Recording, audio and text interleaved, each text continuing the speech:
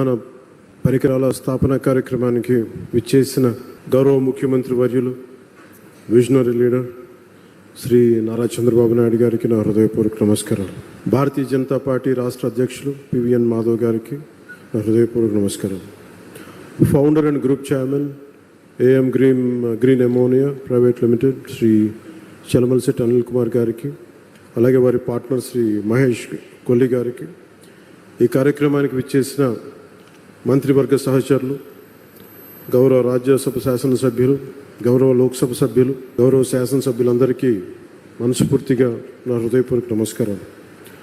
ఇక్కడికి విచ్చేసిన ప్రజాప్రతినిధులందరికీ, అధికారులకి, వివిధ రంగాల్లో పనిచేస్తున్న ఇంజనీర్లు, నిపుణులు, ఏఎం గ్రీన్ సంస్థలో పనిచేస్తున్న సిబ్బందికి మరియు వారి కుటుంబ సభ్యులకు, అలాగే మీడియా మిత్రులకు, రాష్ట్ర ప్రజలందరికీ నా హృదయపూర్వక నమస్కారాలు. ముఖ్యంగా అనిల్ చలమలశెట్టి గారి గురించి చాలా సంవత్సరాలుగా తెలుసు. ఆయన ఒక 14 సంవత్సరాల క్రితం కలలు తప్ప కేవలం ఏదో సాధించాలని ఒక తపన, చేతిలో డబ్బులు లేకపోయినా కానీ బలమైన సంకల్పం, సాధించాలన్న సంకల్పం ఈ రోజున ఒక ఎలాంటి పబ్లిక్ పెట్టుబడులు లేకుండా తన స్వీయ శక్తితోటి, మహేష్ గారి సహకారంతో, వారి స్నేహంతో ఒక అద్భుతమైన గ్రీన్ కో కంపెనీని 6 వర్టికల్స్ ద్వారా ఈరోజు తీసుకొచ్చి దాంట్లో భాగంగా ఈ ఏఎం గ్రీన్ కంపెనీని కూడా ఈరోజు ఫౌండేషన్ వేయడం చాలా చాలా ఆనందదాయకంగా ఉంది. ఒక మనిషి కళల కంటే తప్ప ఏమీ సాధించలేరు. యూకేలో ఉంటూ విద్యార్థిగా ఇక్కడికి వచ్చి కేవలం సూట్ కేసులో ఒక జత బట్టలు, గుండెల నిండా కళలు తప్ప ఆ వ్యక్తికి ఏం లేవు. కానీ ఈరోజు ఆయన సాధించిన విజయాలు చూస్తుంటే, ముఖ్యంగా కాకినాడలో పుట్టి పెరిగినవాడు, ఇక్కడి నుంచి వెళ్ళి ఈ స్థాయిలో తిరిగి తన పుట్టిన స్థలానికి, ఆంధ్ర రాష్ట్రానికి, భారతదేశానికి ఇంత చేయటం మనస్ఫూర్తిగా ఆయనకి చేస్తున్నందుకు మనస్ఫూర్తిగా వారికి నా హృదయపూర్వక అభినందనలు తెలియజేస్తున్నాను. గౌరవ ముఖ్యమంత్రి గారు పదే చెప్తూ ఉంటారు, గవర్నెన్స్ అనేది ఒక కంటిన్యూటీ. అది ప్రభుత్వాలు మారచ్చు, పార్టీలు మారచ్చు, కానీ ప్రభుత్వం మటుకు స్థిరంగా ఉంటుంది. గత ప్రభుత్వాల్లో, ముఖ్యంగా ప్రత్యేకించి గత ప్రభుత్వంలో పారిశ్రామికవేత్తలకి ఎలాంటి ఇబ్బందులు ఉన్నాయో అలాంటివి తెలుసు.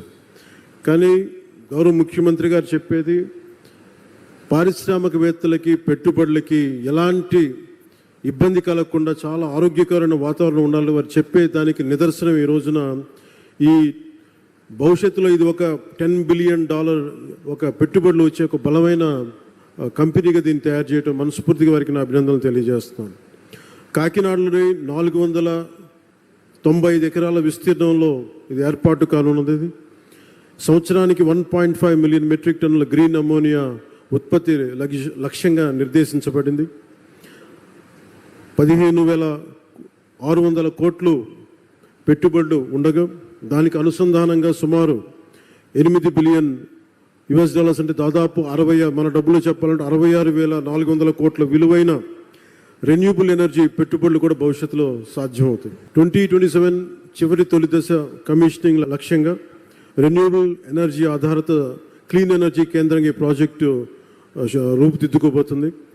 ఈ నిర్మాణ దశలో మొన్న మధ్యన మాట్లాడుకుంటూ ఉంటే అనిల్ గారితో ఎంతమందికి ఉపాధి కల్పిస్తుంది అని అంటే, నిర్మాణ దశలో దాదాపు 8,000 మందికి, అలాగే ఆపరేషన్ దశలో దాదాపు 1,500 మందికి ప్రత్యక్ష ఉపాధి, పరోక్షంగా దీన్ని ఆధారం చేసుకుని కొన్ని వేల మందికి దీర్ఘకాల ఉపాధి అవకాశాలు సృష్టించి ఈ ప్రాజెక్టు మనస్ఫూర్తిగా విజయవంతం కావాలని దీనికి వ్యవస్థాపకులైన చైర్మన్ శ్రీ చలమలశెట్టి అనిల్ గారికి, మహేష్ గారికి మనస్ఫూర్తిగా నా శుభాకాంక్షలు తెలియజేస్తాను.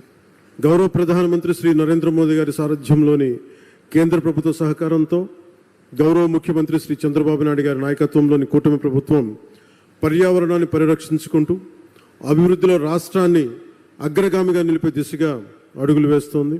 ఈ ప్రయత్నాల్లో భారతదేశం పెట్టుకున్న లక్ష్యంలో జీరో నెట్ ఎమిషన్కి భాగంగా ఈ ప్రయత్నాల్లో గ్రీన్ అమోనియా ప్రాజెక్ట్ చాలా కీలకమైన అడుగు. రెన్యూబుల్ ఎనర్జీ రంగాన్ని ప్రోత్సహిస్తూ ఈ రంగంలో ఆంధ్రప్రదేశ్నే దేశంలో మొదటి స్థానంలో నిలపాలన్నదే ఈ నారా చంద్రబాబు నాయుడు గారి నాయకత్వంలోని కూటమి ప్రభుత్వం లక్ష్యం. దానికి ఈరోజు ఏఎం గ్రీన్ ఎనర్జీ దీనికి ముందడుగు వేయటం చాలా చాలా ఆనందదాయకం.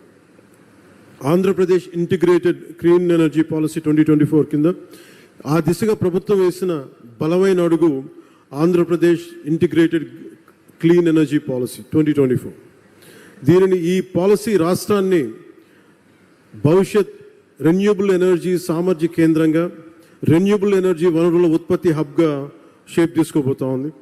గ్రీన్ హైడ్రోజన్, గ్రీన్ అమ్మోనియా వంటి క్లీన్ ఎనర్జీ ఉత్పత్తికి అనుకూలమైన వాతావరణాన్ని కల్పించగలిగితే మనకి ఇన్వెస్టర్స్లో చాలా విశ్వాసం పెరుగుతుంది. క్లీన్ ఎనర్జీ పాలసీ ద్వారా ఇప్పటికే ఎన్డీఏ కూటమి ప్రభుత్వం విధానపరమైన స్పష్టత ఇచ్చింది. గ్రీన్ ఎనర్జీ ఉత్పాదనకి ఆంధ్రప్రదేశ్ గమ్యస్థానం కావాలి. అదే నారా చంద్రబాబు నాయుడు గారి నాయకత్వంలోని కూటమి ప్రభుత్వ విధానం.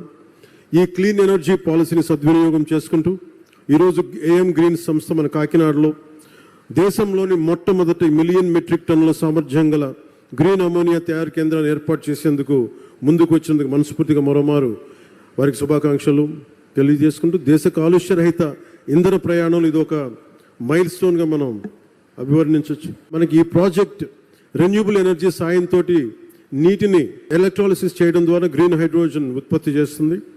ఈ ప్రక్రియలో వాతావరణంలోని ఈ కార్బన్ ఎమిషన్స్ని పూర్తిగా క్లీన్ చేస్తుంది. పర్యావరణ పరిరక్షణ ఈ యజ్ఞంలో గ్రీన్ అమ్మోనియా ప్రాజెక్ట్ చాలా కీలకమైన అడుగు. ఏఎం గ్రీన్ సంస్థ ఏడాదికి 0.5 మిలియన్ మెట్రిక్ టన్నుల గ్రీన్ అమ్మోనియాను సరఫరా చేసేందుకు జర్మనీకి చెందిన ప్రముఖ ఇంధన సంస్థ యూనిపర్తో ఒప్పందం కుదుర్చుకుంది. తొలిసారి భారతదేశం నుంచి యూరోపియన్ దేశాలకు జరుగుతున్న క్లీన్ ఎనర్జీ ఎగుమతి ఒప్పందం. ఈ చారిత్రాత్మక ఒప్పందానికి ఆంధ్రప్రదేశ్ కేంద్ర బిందువుగా ఉండడం మనందరికీ చాలా చాలా గర్వకారణం. గ్రీన్ అమ్మోనియా ప్రాజెక్ట్ దేశ రాష్ట్ర సుస్థిర అభివృద్ధి సాధనలో ఒక బలమైన గేమ్ చేంజర్. వ్యవసాయం నుంచి రవాణా వరకు అన్ని రంగాల్లో సుస్థిర అభివృద్ధి సాధనకు ఇది చాలా ఉపయోగపడుతుంది. రవాణా, పారిశ్రామిక, జల రవాణా రంగాల్లో క్రూడ్ ఆయిల్ తాలూకు వినియోగాన్ని గణనీయంగా తగ్గిస్తుంది. ఎరువుల తయారీ, విద్యుత్ ఉత్పత్తి, పారిశ్రామిక రంగాల్లో కార్బన్ ఎమిషన్స్ని చాలా బలంగా తగ్గిస్తుంది. దీర్ఘకాలికంగా దీనికి వచ్చే ఉపయోగాలు క్రూడ్ ఆయిల్ ప్రమేయం లేకుండా ఎరువులు తయారు చేయటం, ఫార్మా, రసాయన, ప్లాస్టిక్ ఆధారిత పరిశ్రమల్లో ముడి పదార్థంగా గ్రీన్ అమ్మోనియా ఉపయోగపడుతుంది. దీంతోపాటు వాతావరణంలో కార్బన్ ఎమిషన్స్ని తగ్గించడం ద్వారా 1 సెంటీగ్రేడ్ మార్పు వచ్చినా కానీ చాలా బలమైన మార్పు తీసుకుంటుంది. ఉదాహరణకి ఎందుకు వీళ్ళందరూ మన అందరికీ సగటు మనిషికి అర్థం కావడానికి చెప్తున్నాను. మనకి పిఠాపురంలో చూశారు, సముద్రం ముందుకు వచ్చేస్తూ ఉంటుంది.